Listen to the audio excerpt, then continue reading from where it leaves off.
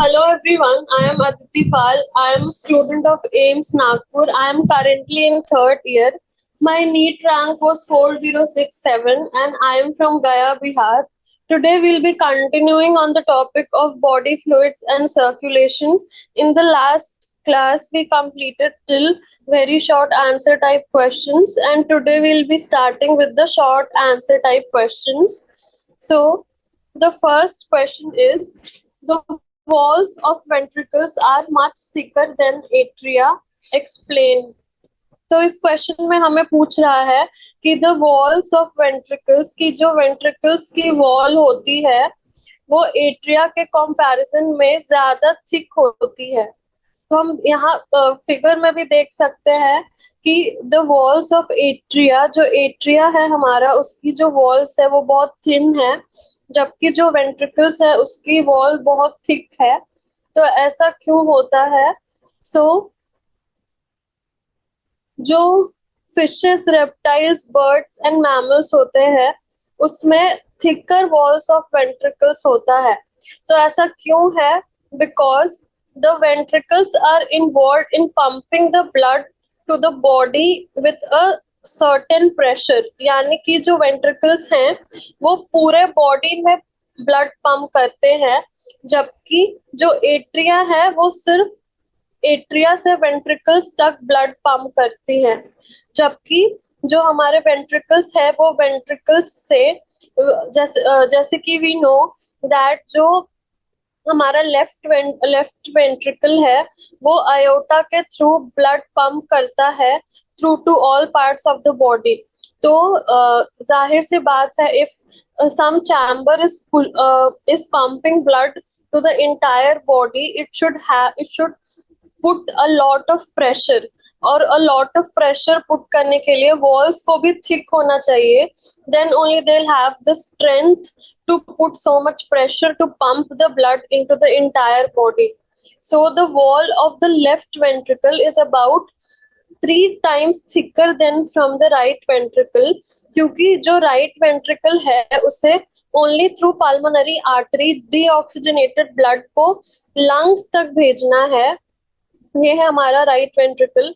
पर जो left ventricle है उसे ब्लड को थ्रू आयोटा पूरे बॉडी में सेंड करना है। So is the walls of ventricles तो थिक होती है then atria, but the wall of left ventricle is also 3 times thicker than that of the right ventricle, because the left ventricle has to pump blood to the entire body, rather than the right ventricle, which has to pump blood only to the lungs. So the walls of ventricles are much thicker than the atria because they have to pump blood with a high pressure, whereas the atria just have to pump blood into the ventricles. So atria के लिए उतना ज्यादा workload नहीं है जितना ventricles के लिए है, इसीलिए एट्रिया की थिन वॉल्स होती हैं जबकि वेंट्रिकल्स की वॉल थिकर होती है। उसमें भी लेफ्ट वेंट्रिकल की वॉल 3 times थिकर होती है देन द राइट वेंट्रिकल। तो हम समझ गए कि the chamber which has to work more, it will have thicker walls than the chamber which has to work less. So the ventricles have thicker wall than the atria. Then the next question is, हमें differentiate करना है between blood and lymph, between basophils and eosinophils, and between tricuspid and bicuspid valve. तो सबसे पहले हम आते हैं blood and lymph पे। So we know that blood is the connective tissue which transports oxygen and other materials from one organ to another in the body. So blood तो एक connective tissue है which is flowing and transporting. Blood के अंदर है हमारे blood के components क्या क्या है, तो हमारा blood is composed of plasma, erythrocytes, leucocytes and platelets. तो ब्लड में हमारा प्लाज्मा है एंड ब्लड कॉर्पस्कल्स है जो कि एरिथ्रोसाइट्स यानी कि आरबीसीज, डब्ल्यूबीसीज एंड प्लेटलेट्स हैं। जबकि जो हमारा लिम्फ है उसमें प्लाज्मा एंड लिम्फोसाइट्स है। सो जो ब्लड के कंपोनेंट्स है उसमें आरबीसीज हैं. RBCs they carry oxygen and they also have haemoglobin. And RBCs बहुत ज्यादा है ब्लड में, इसीलिए blood is red in colour. Whereas lymphocytes का कोई कलर नहीं होता, कोई पिगमेंट नहीं होता. So lymph is colourless. And lymph helps in transport of materials from the tissue into the blood. क्योंकि जो भी टिश्यू फ्लूइड ड्रेन होता है that is carried by the lymph capillaries back into the blood. So transport of materials occurs from the tissues into the blood.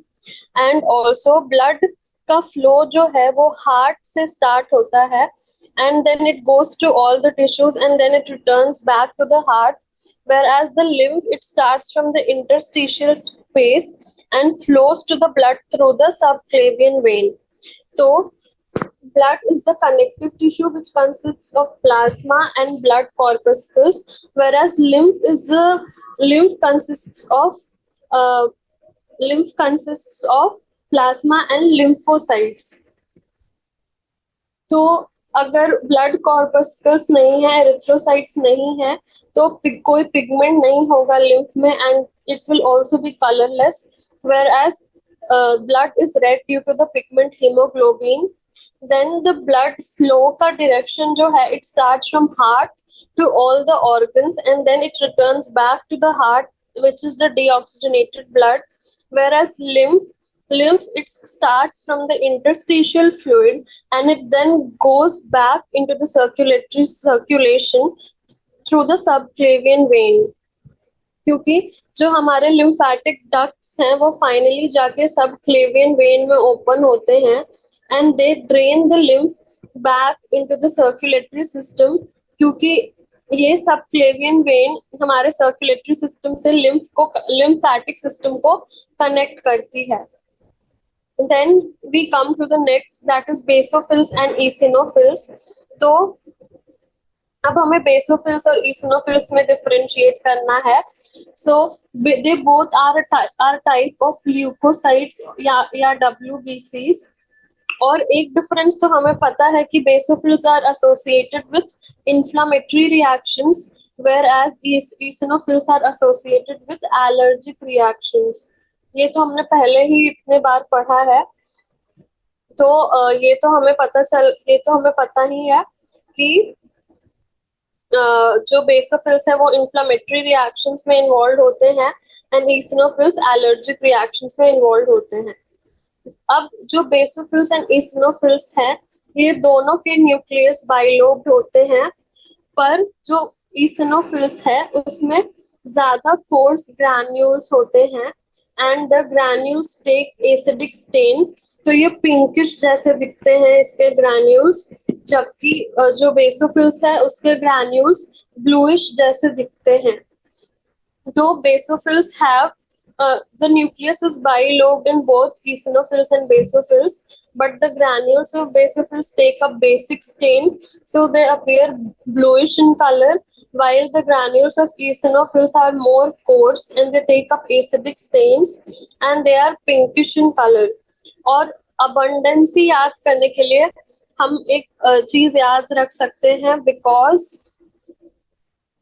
every man loves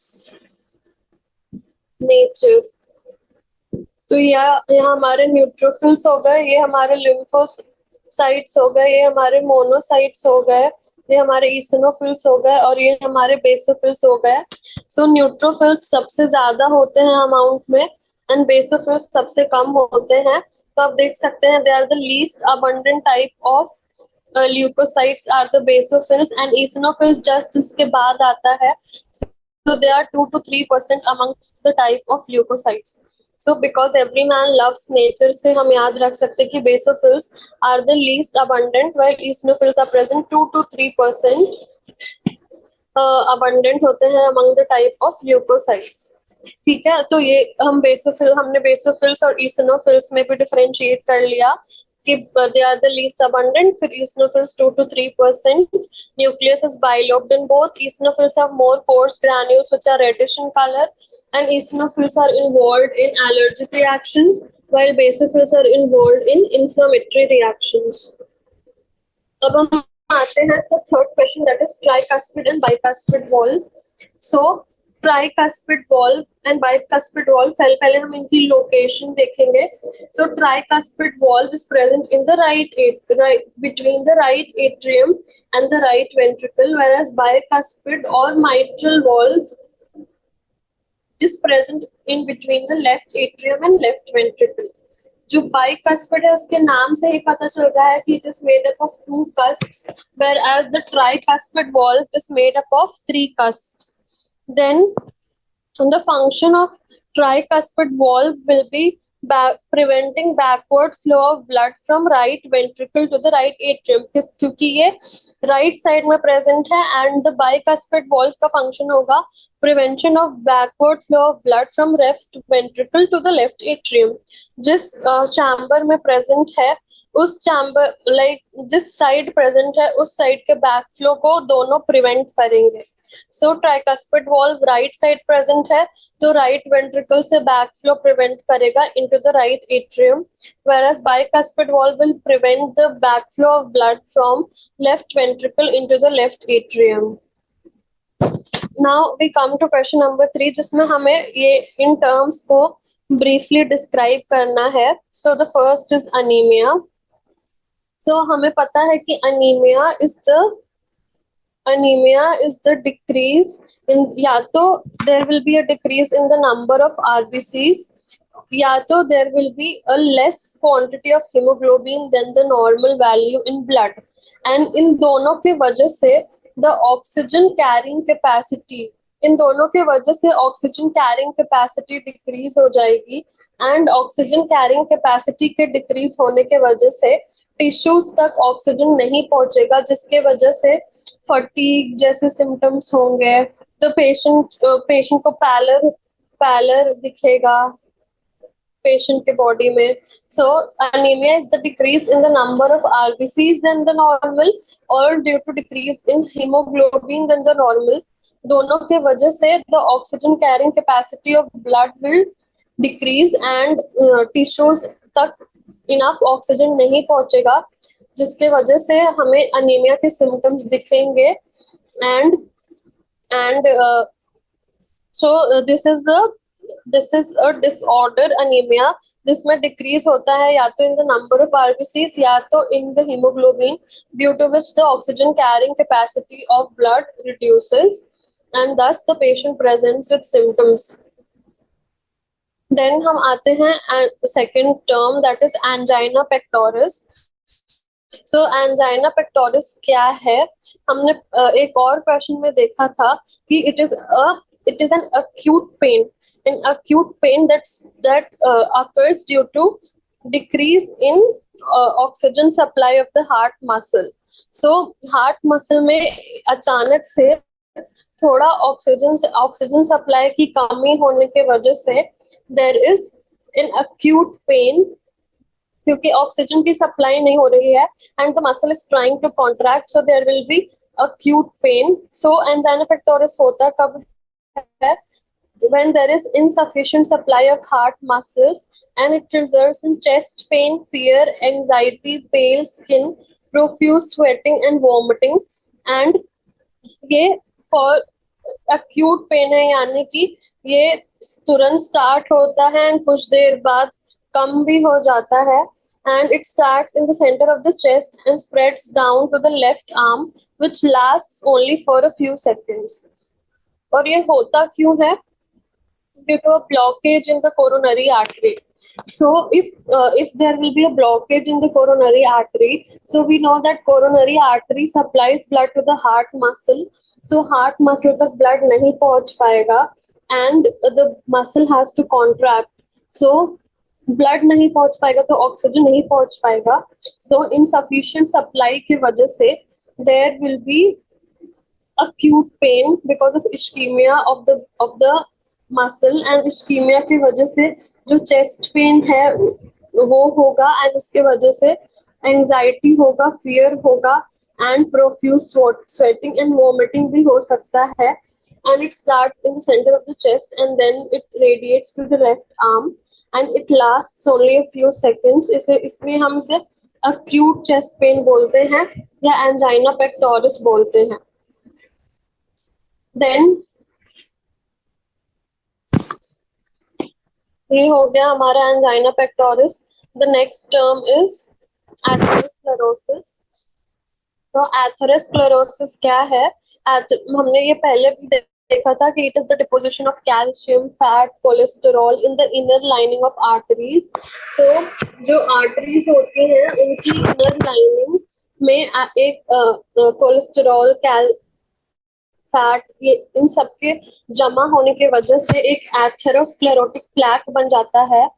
and ये atherosclerotic plaque धीरे धीरे और जितनी ज्यादा चीजें deposit होंगी तो ये बड़ा होते जाएगा. एंड उससे क्या होता है, जो जो the lumen of arteries get blocked and lumen के ब्लॉक होने की वजह से जो ब्लड का फ्लो है वो रुक जाता है and it result in stroke और हार्ट अटैक. ये जिस वेसल में हो, अगर ये हार्ट को सप्लाई करने वाली वेसल में हो रहा है तो it can result in heart attack. जिस भी वेसल में होगा उसके सिम्टम्स प्रोड्यूस करेगा. So atherosclerosis is the deposition of calcium, fat, cholesterol and उसके साथ और भी मटेरियल्स डेवलप होते हैं जब एक एथेरोस्क्लेरोटिक प्लैक बनता है. तो इसे हम कहते हैं एथेरोस्क्लेरोसिस. एंड कभी कभी जो आर्टरीज है वो कंप्लीटली ब्लॉक हो सकती हैं because of the deposition of materials and इसके वजह से स्ट्रोक हो सकता है या हार्ट अटैक आ सकता है पेशेंट को. So this is atherosclerosis. उसके बाद हम आते हैं next term, that is hypertension. So hypertension मैंने पिछले क्लास में भी बताया था दैट इट इज इंक्रीज्ड और एलिवेटेड ब्लड प्रेशर को हम हाइपरटेंशन बोलते हैं. जैसे हम कभी कभी आर्टेरियल हाइपरटेंशन भी बोलते हैं. सो ब्लड प्रेशर जो है वो आर्टरीज में एलिवेट हो जाता है. ये आइदर प्राइमरी हो सकता है या सेकेंडरी हो सकता है. प्राइमरी मतलब the blood pressure is increasing without any reason, मतलब we don't know the obvious reason of the increase in blood pressure but it is increasing. While secondary यानी कि कोई और existing disease है या तो किडनीज, आर्टरीज या किसी और चीज को इफेक्ट कर रही हैं एंड उस existing disease के वजह से अगर हमारा ब्लड प्रेशर बढ़ता है तो उसे हम सेकेंडरी हाइपरटेंशन कहते हैं. सो हाइपरटेंशन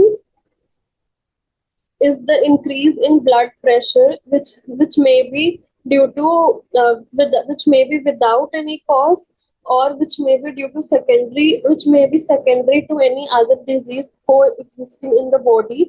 So हमने देखा कि hypertension is the increase in blood pressure which is mainly in arteries. So arteries में जो blood pressure है वो elevate हो जाता है and इसे हम hypertension कहते हैं. Then we come to the other term, that is heart failure. So heart failure क्या है? Heart failure is the state of heart when it does not pump blood effectively enough to meet the needs of the body. यानी कि जब heart की capability उतनी नहीं है कि वो सारे बॉडी के सारे नीड्स के अकॉर्डिंग ब्लड पंप कर पाए तो इसे हम हार्ट फेलियर बोलते हैं. तो हार्ट फेलियर कब होता है? तो जब हमारा हार्ट हमारे बॉडी के नीड्स के अकॉर्डिंग ब्लड पंप नहीं कर पाता. तो ये कब होगा? या तो हमारे बॉडी की डिमांड्स इंक्रीज्ड हैं या फिर हार्ट में कुछ मायोकार्डियल इंफार्क्शन हो गया है जिसके वजह से हार्ट ब्लड पंप नहीं कर पा रहा है जितना एफिशिएंसी से उसे करना चाहिए था.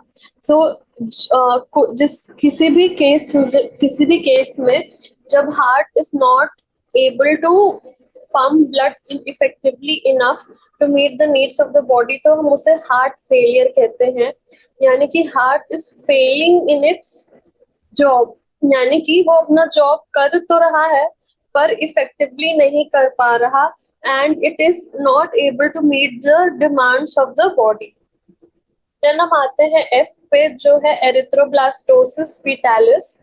तो हमने ये लास्ट क्लास में भी देखा था कि erythroblastosis fetalis is a hemolytic disease of newborns।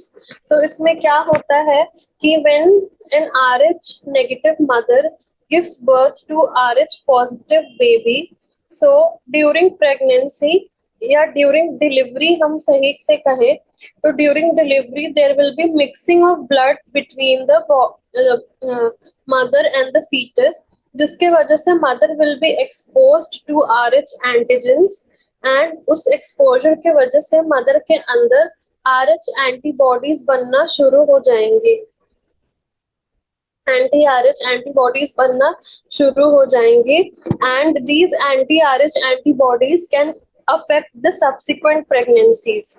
So the first child born can be RH positive and the second pregnancy fetus may have this problem due to IgG accumulation in women during first child development and delivery। So erythroblastosis fetalis में होता क्या है? It is an alloimmune condition that develops in fetus when IgG molecules produced by the mother pass through the placenta and attack RBCs, causing reticulocytosis and anemia। So erythroblastosis fetalis is a case of RH incompatibility, यानी कि RH incompatibility के वजह से जो हमारे mother में anti RH antibodies हैं जो कि IgG टाइप के होते हैं, ये IgG मॉलिक्यूल्स प्लेसेंटा को क्रॉस करके रिएक्ट करेंगे, जिसके वजह से एग्लूटिनेशन होगा and agglutination will result in anemia and also reticulocytosis, जिसके वजह से जो हमारे बेबी है उसमें hemolytic disease of newborn यानी कि अनीमिया हो जाएगा। So and it can even result in death of the newborn। इसे हम इस डिजीज को कहते हैं, इस कंडीशन को कहते हैं erythroblastosis fetalis। It is a case of RH incompatibility and it is also known as the hemolytic disease of the newborn। So हमेशा हमें चेक करना चाहिए जब भी एक RH नेगेटिव मदर को एक RH पॉजिटिव बेबी होता है तो हमें उन्हें एक स्पेसिफिक इंजेक्शन देना रहता है, जिसके वजह से जो सब्सिक्वेंट प्रेगनेंसीज हैं उसमें हम एरिथ्रोब्लास्टोसिस फीटालिस को प्रिवेंट कर सकें। ये इंजेक्शन प्रिवेंट करेगा the formation of antibodies and जो एंटीबॉडीज ऑलरेडी बन चुके हैं against the RH blood group, उनसे ये बाइंड करके उनको न्यूट्रलाइज करेगा।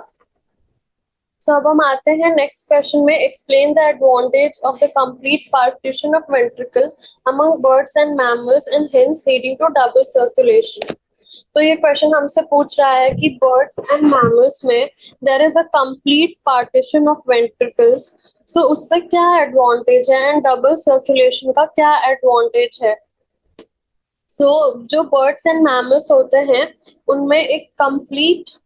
उनमें कंप्लीट पार्टीशन ऑफ वेंट्रिकल्स होता है एंड इस पार्टीशन का एडवांटेज ये है कि the blood received by the left and right auricles is oxygenated and deoxygenated respectively, and जो ये blood जो left ventricle में oxygenated blood है and right atrium and ventricle में deoxygenated blood है and there is no mixing of blood।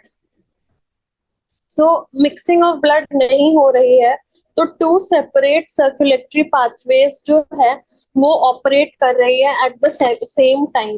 सो ये एक evolutionary advancement है as far as the structure of heart is concern.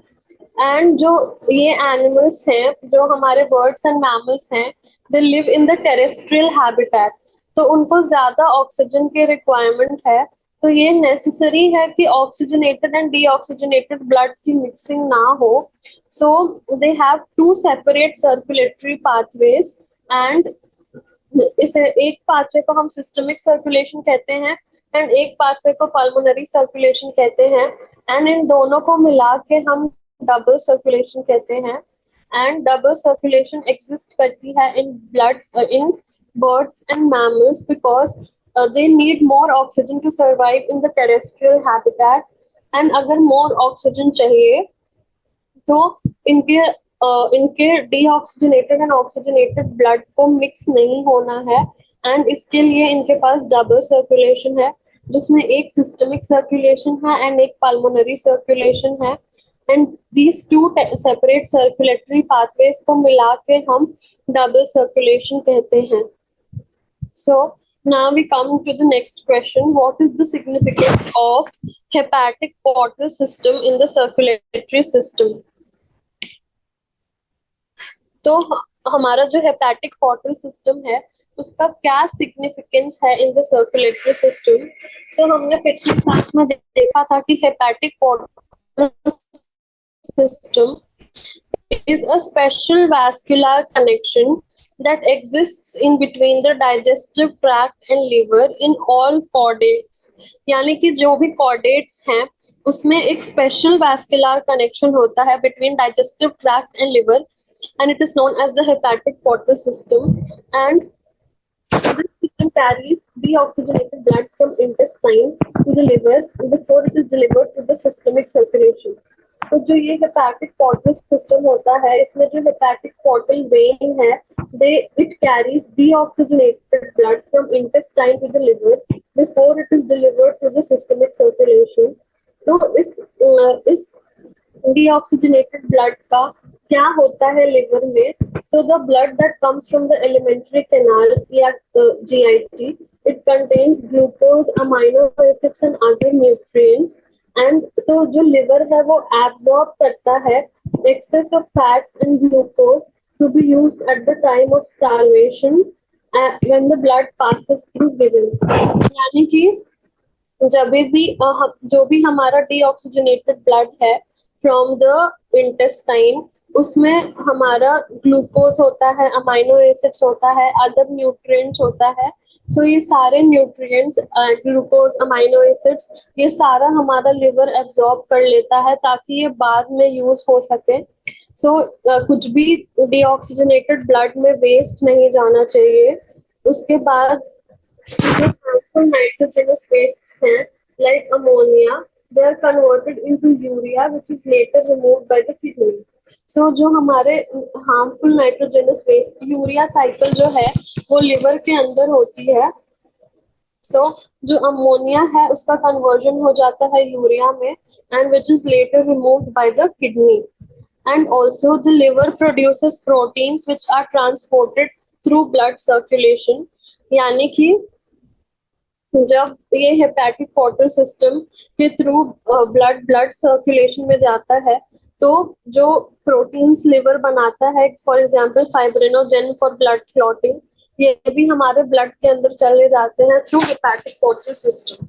So hepatic portal system is a specialized vascular connection that exists between the digestive tract and liver in all chordates।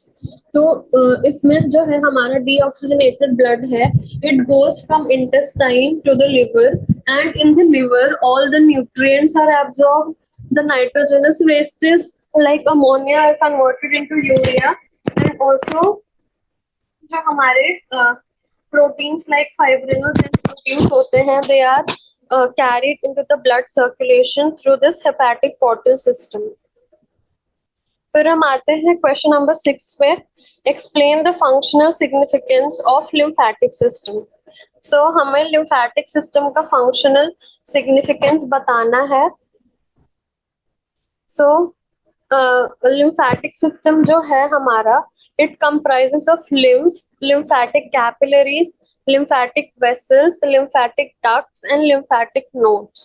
So lymphatic system में lymph होता है, lymphatic capillaries होती हैं जो coalesce करके lymphatic vessels बनाती हैं, then lymphatic vessels जो है वो मिल के lymphatic ducts बनाती हैं, and finally lymph nodes होते हैं जहाँ पे जो हमारा lymph है वो स्टोर्ड रहता है, एंड उसके साथ साथ लिम्फोसाइट्स वहां पे प्रोड्यूस होते हैं।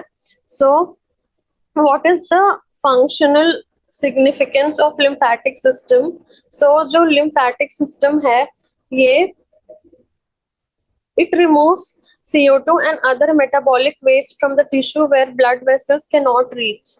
यानी कि जहाँ टिश्यूज में ब्लड वेसल्स नहीं पहुंच पाती वहां से CO2 and other metabolic wastes को ड्रेन करने का काम होता है लिम्फ का.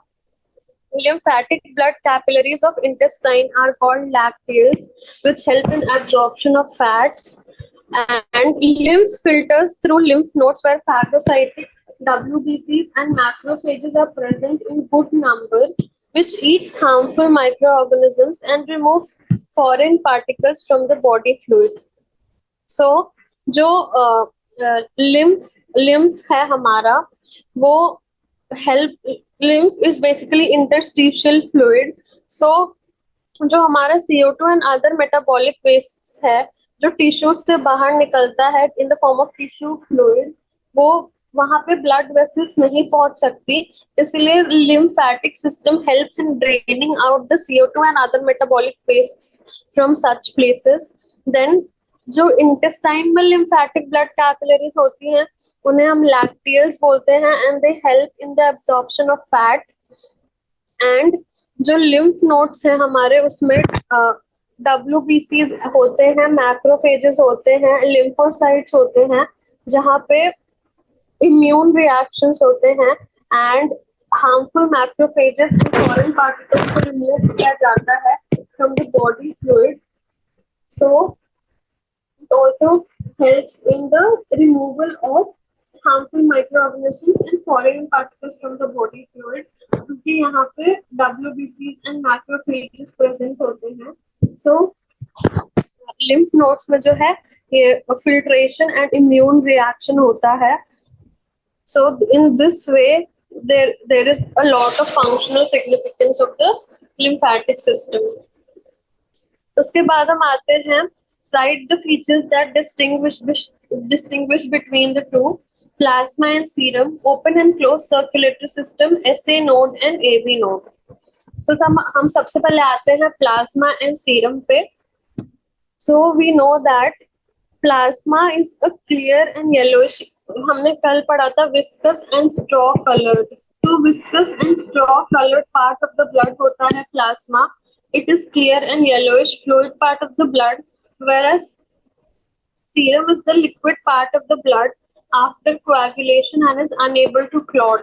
So हम कल हमने पढ़ा था plasma without the clotting factors is called serum.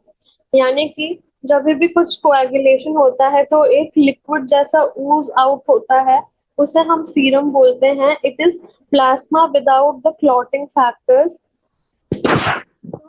Plasma के कंस्टिट्यूएंट्स क्या हैं? तो प्लाज्मा में आरबीसीज, डब्ल्यूबीसीज एंड ब्लड प्लेटलेट्स जो हैं वो सस्पेंडेड रहते हैं, यानी कि जबकि plasma without the clotting factors is called serum. यानी कि प्लाज्मा से जब हम फाइब्रिनोजेन एंड जो ब्लड कॉर्पस्कस क्लॉटिंग में इन्वॉल्व है उन्हें जब हम माइनस करेंगे तो वो सीरम बनेगा. सो प्लाज्मा एंड सीरम में क्या डिफरेंस है कि plasma is viscous and straw coloured whereas serum is the fluid left after blood coagulation which is unable to clot. and plasma में जो हमारे आरबीसीज, डब्ल्यूबीसीज, ब्लड प्लेटलेट्स एंड प्रोटीन्स भी होते हैं, जबकि सीरम में ना तो फाइब्रिनोजेन होगा और ना ही क्लॉटिंग फैक्टर्स होगा एंड कोई भी क्लॉटिंग फैक्टर्स जो हेल्प करते हैं ब्लड कोएगुलेशन उन्हें जब हम प्लाज्मा से माइनस करेंगे तो वो सीरम बनेगा. उसके बाद हम आते हैं open and closed circulatory system पे. So open and closed circulatory system. So open circulatory system में सबसे पहला हमारा क्राइटेरिया है ब्लड फ्लो का. So, in open circulatory system, blood is pumped by heart into a cavity called hemocoel, and all the organs and tissues come in direct contact with the blood. That is, the organs and tissues get bathed in a pool of blood. So, जो open circulatory system होता है, उसमें जो हमारा blood है वो pump out होता है by the heart and it goes into a cavity called hemocoel and all the tissues and organs come in direct contact with the blood. जबकि हमारा जो क्लोज सर्कुलेटरी सिस्टम होता है उसमें organs and tissues never come in direct contact with the blood and the blood flows in a network of vessels, that is veins and capillaries. तो veins and arteries के through जो हमारा blood है वो flow करता है and there is the organs and tissues will never come in direct contact with the blood. जो हमारा ओपन सर्कुलेटरी सिस्टम है उसमें ब्लड वेसल्स प्रेजेंट नहीं होते, जबकि जो क्लोज सर्कुलेटरी सिस्टम है उसमें elastic and muscular blood vessels present होते हैं and they are known as arteries and veins. The exchange of materials in open circulatory system is direct, क्योंकि जो ऑर्गन्स हैं वो डायरेक्टली बेथ हो रहे हैं in a pool of blood, there are no blood vessels, so there is no one to take blood. The blood is directly coming in contact with tissue cells, so exchange of materials भी direct होगा. जबकि in closed circulatory system the exchange of materials will be indirect between blood and tissue cells with the help of a tissue fluid. यानी कि exchange of materials के लिए blood vessels भी हैं and tissue fluid भी है. जो lymph के जो lymph है वो lymphatic capillaries में भी flow कर रहा है. So there is indirect exchange of materials between blood and tissue cells. उसके बाद जो open circulatory system होता है it is present in arthropods and mollusks, whereas the closed circulatory system is present in annelids and vertebrates. तो हम animal kingdom में आगे पढ़ेंगे कि close circulatory system is present in Annelida and vertebrates, whereas open circulatory system is present in arthropods and mollusks. उसके बाद हम आते हैं sinoatrial node and atrioventricular node. तो जो sinoatrial node and atrioventricular node के बारे में हमने पिछले क्लास में भी पढ़ा था. So sinoatrial node is located in the wall of the right atrium near the superior vena cava, whereas the atrioventricular node is located in the wall between right auricle and right ventricle. So जो sinoatrial node की location है it is located in the wall of the right auricle near the superior vena cava, whereas the atrioventricular node is located in between the wall between right auricle and right ventricle. तो जो sinoatrial node है it is regulated by the medulla oblongata, whereas the atrioventricular node is regulated by the sinoatrial node. तो sinoatrial node जो है वो ही atrioventricular node को control करता है, क्योंकि जो impulses generated by the SA node है वो ही एट्रियोवेंट्रिकुलर नोड को कंट्रोल करेंगे, जबकि जो मेडुला ऑब्लोंगाटा है वो एसए नोड को कंट्रोल करता है. साइनोएट्रियल नोड का फंक्शन ये है कि it has a property of self excitation, so it is also known as the pacemaker of the heart. यानी कि ये खुद से इम्पल्सेस जनरेट करता है which spread to auricles and ventricles, जबकि atrioventricular node it does not show the property of self excitation. It just receives the impulses from SA node and it will transfer the wave of contraction from auricles to the ventricles. यानी AV node एक connection की तरह है जबकि SA node एक pacemaker की तरह है. It starts the impulses or contraction, whereas the AV node will just pass the impulse from auricle to the ventricles. Then we come to question number 8. Thrombocytes are essential for coagulation of blood. Common. So blood is a connective tissue. It has many cellular components. Thrombocytes or platelets are one of them. अब हमें बताना है कि जो thrombocytes या platelets हैं, how do they help in coagulation? So जो platelets हैं वो 250,000 होते हैं per cubic milliliter of blood, and they are formed in the bone marrow and their lifespan is 1 week. तो जब भी कुछ इंजरी होती है from any blood vessel and bleeding शुरू होती है, the platelets will be disintegrated to release clotting factor 3 thromboplastin. So platelets disintegrate होंगे एंड थ्रोम्बोप्लास्टिन रिलीज होगा, एंड थ्रोम्बोप्लास्टिन के रिलीज होने के वजह से हमारे हमारे कैल्शियम आयंस भी एक्टिवेट हो जाएंगे, एंड कैल्शियम आयंस एक्टिवेट होके प्रोथ्रोम्बिनेस को एक्टिवेट करेंगे, एंड ये प्रोथ्रोम्बिनेस प्रोथ्रोम्बिन को थ्रोम्बिन में कन्वर्ट करेगा, एंड ये थ्रोम्बिन फाइब्रिनोजन को फाइब्रिन में कन्वर्ट करेगा, एंड एक कोएगुलेशन कैस्केड होगा जिसके वजह से जो फाइब्रिन फाइब्रिन जो है वो ही आखिर में जाके क्लॉट को बनाएगा।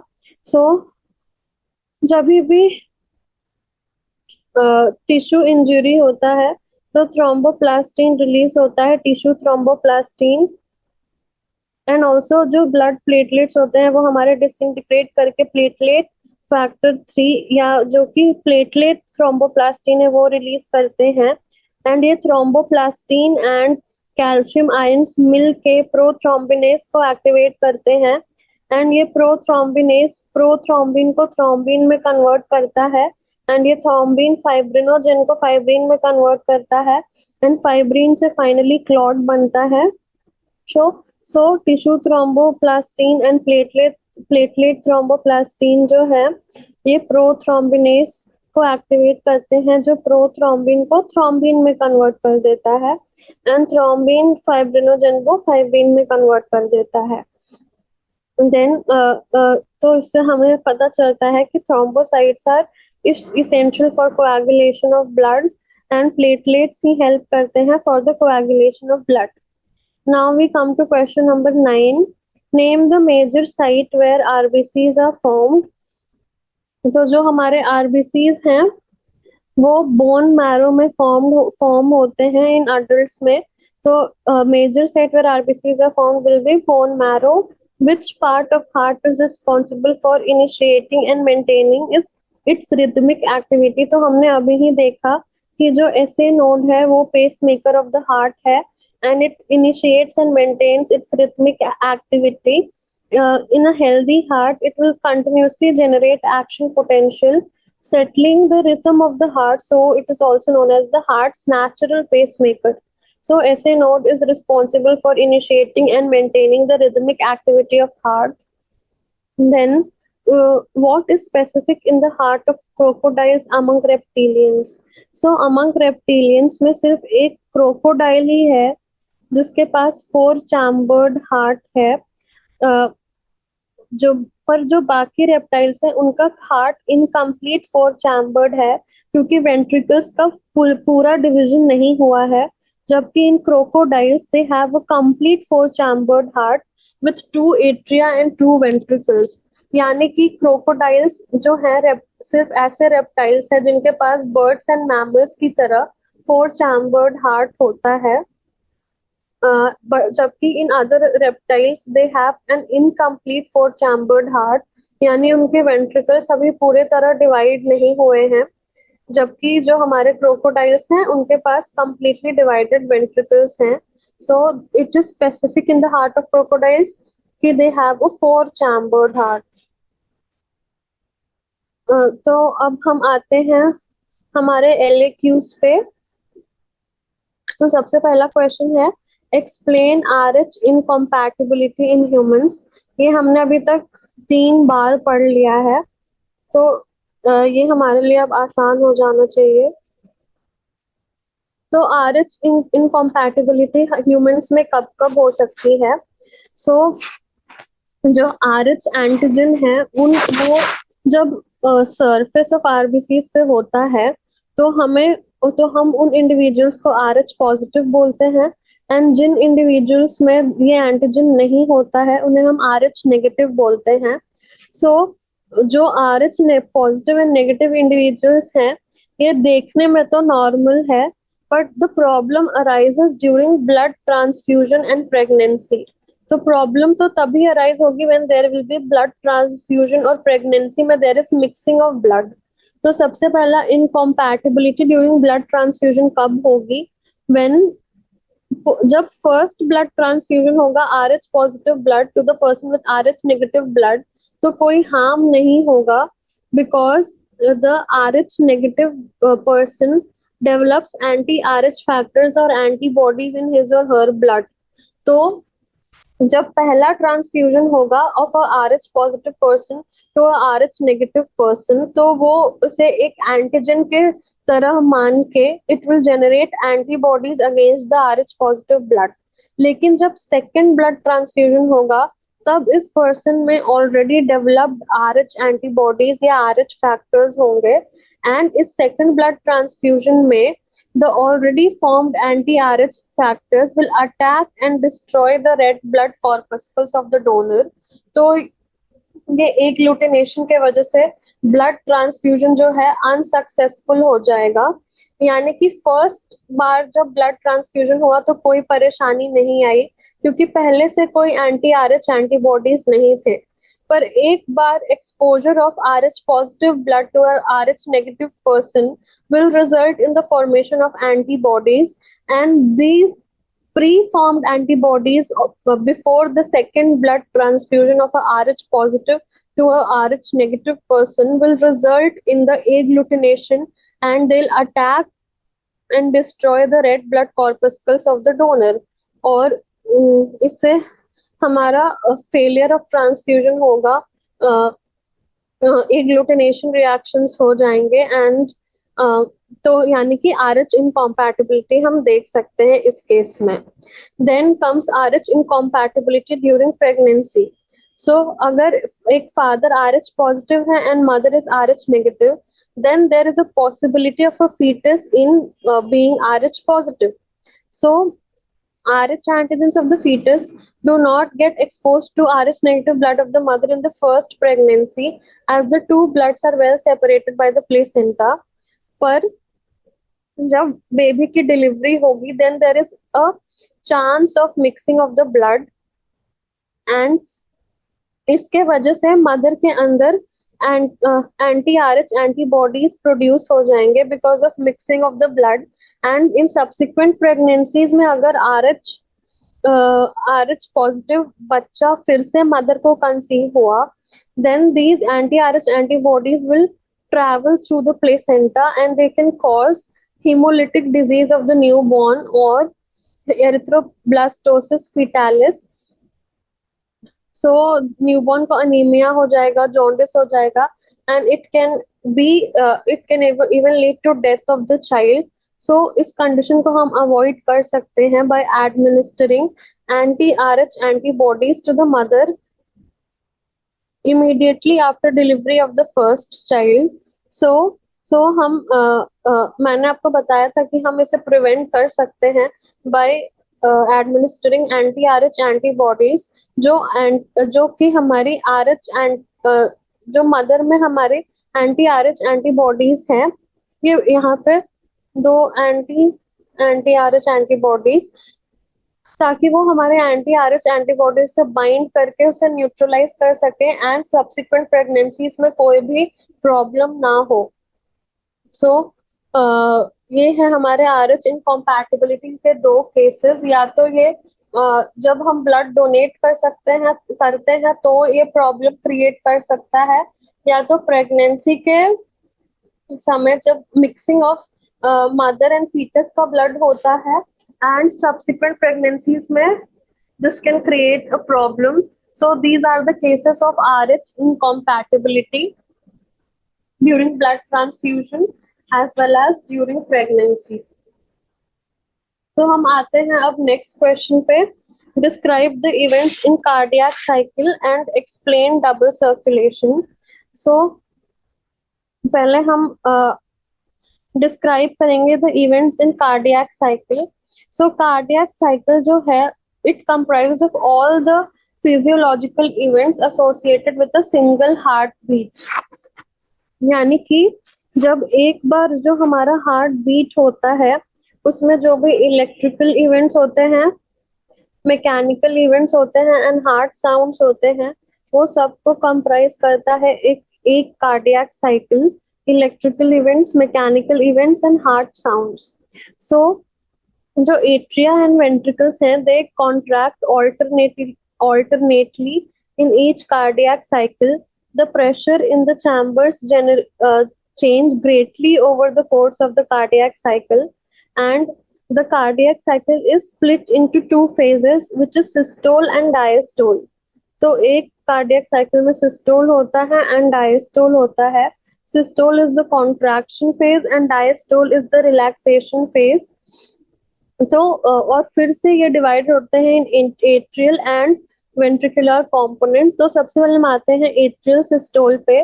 तो जो एट्रियल जो हमारा कार्डियक साइकिल है वो टोटल 0.8 सेकेंड्स का होता है.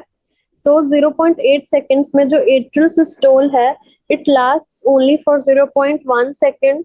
So जो atrial diastole है it will last for 0.7 seconds. Then the ventricular systole lasts for 0.3 seconds and the ventricular diastole lasts for 0.5 seconds. So जब atrial systole होता है तो both the atria contract and force the blood from atria into the ventricles. Atria के contract होने के बाद atria relax करते हैं एंड इसके दौरान the atria fill with blood from the large veins. Whereas in ventricular systole, the blood is forced to pump from the ventricles into the pulmonary artery as well as the aorta. Whereas in ventricular diastole, जो ventricles हैं वो relax होते हैं and they fill passively with blood from the atria. तो ऐसे ये हैं हमारे इवेंट्स जो अकर होते हैं during a cardiac cycle. The पहले तो फिलिंग ऑफ एट्रिया के बाद कॉन्ट्रैक्शन ऑफ एट्रिया होता है which is atrial systole. Then atrial systole के बाद एट्रियल डायस्टोल होता है when the atria relax and they get filled with blood from the large veins. Then ventricular systole में ventricles contract होते हैं and they force the blood into the aorta and pulmonary artery, whereas in ventricular diastole the ventricles will relax and they will get filled with blood passively from the atria. Now what is double circulation? Double circulation हमने पहले भी देखा कि it comprises of systemic circulation and pulmonary circulation. मतलब the blood passes through the heart twice per circuit. यानी कि the right ventricle कर रहा है बंद कर. Right ventricle will send deoxygenated blood to the lungs where it becomes oxygenated and returns back to the heart. Whereas the left ventricle sends newly oxygenated blood around the body and then this blood returns back to the heart in a deoxygenated state.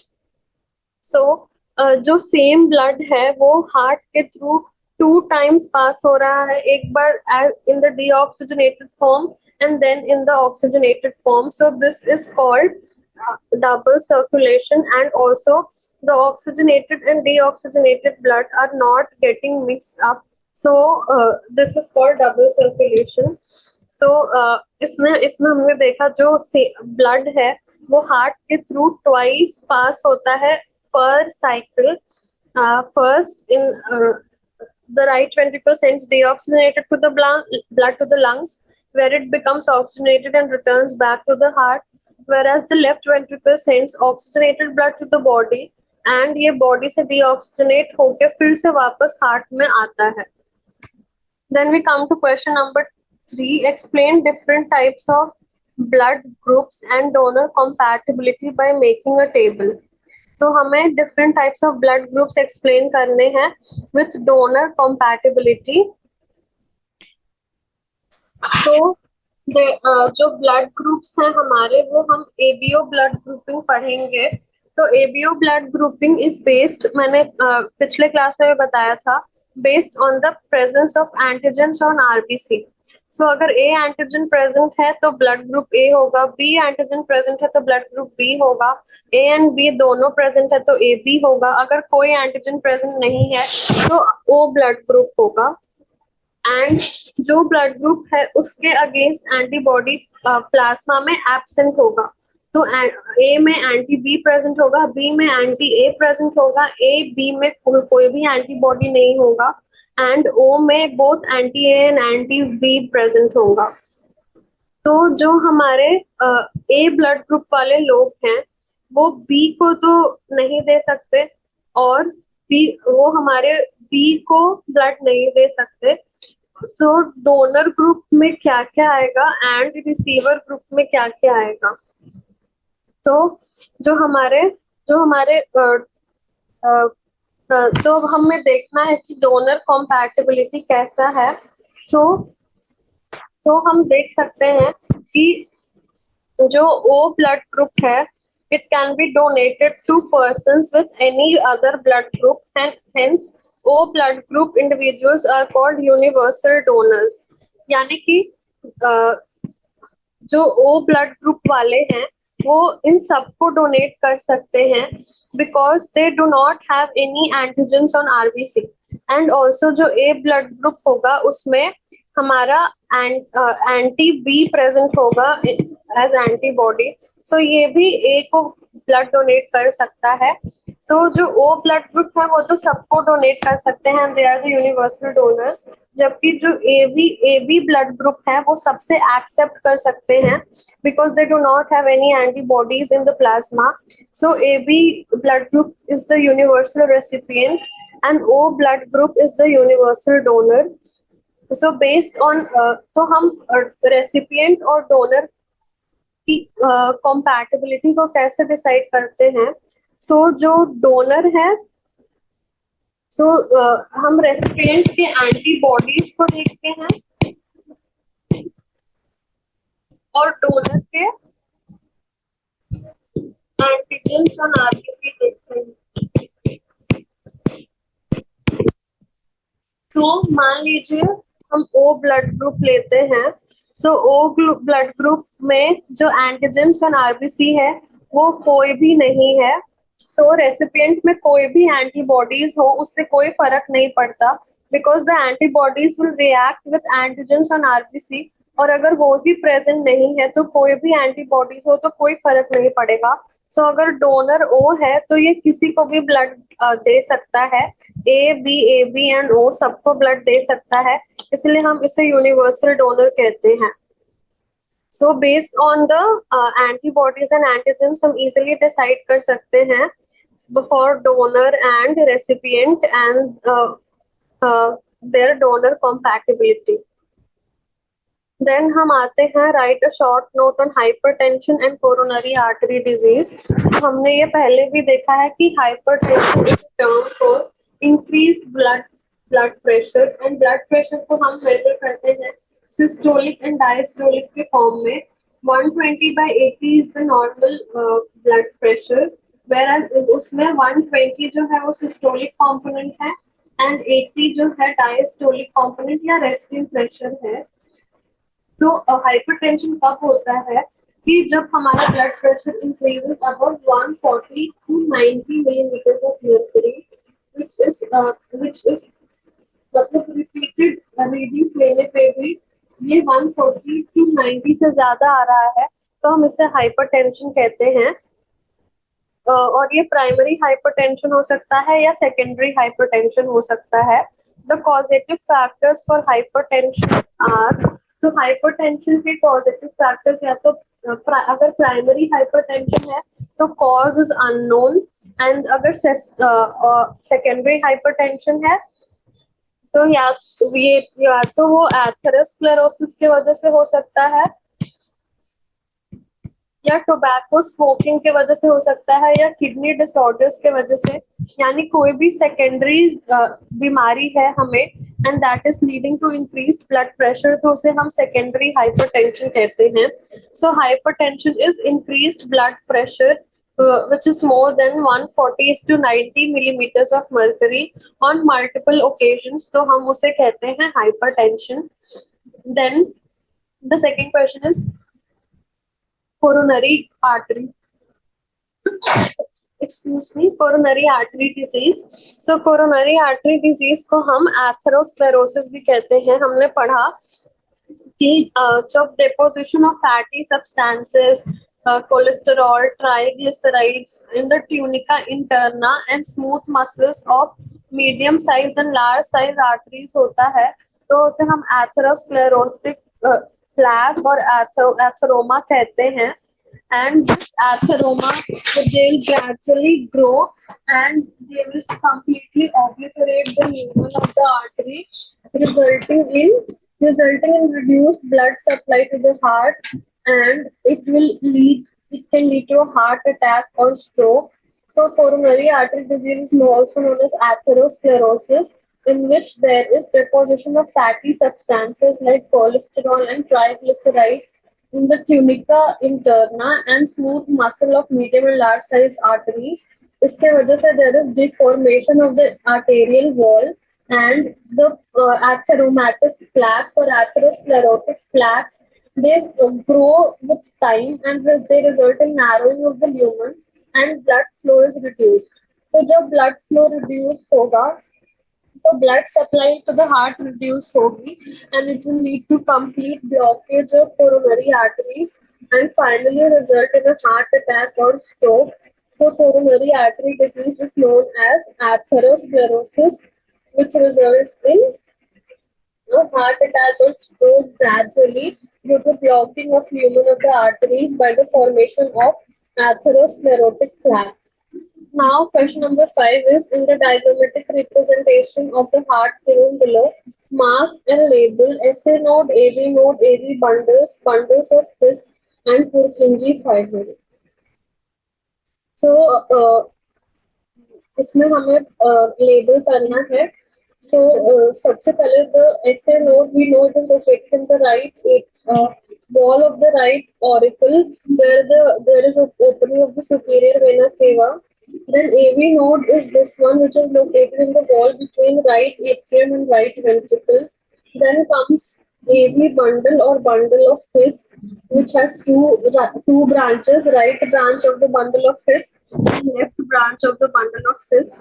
And finally, the fibers which carry the impulses to the ventricles are the Purkinje fibers, which are these small fibers which carry the wave of contraction to the ventricles, and finally the ventricles contract. So we have labeled the SA node, AV bundle of His, and finally the Purkinje fibers. SA node is present in the wall of the right auricle. AV node is here present in between the wall present between the right auricle and right ventricle. Then from there continues the bundle of His, which is divided into right and left branches, which finally give rise to small Purkinje fibers, which supply the ventricles and carry impulses to the ventricles. So that's all for today. We'll meet in the next session. Thank you.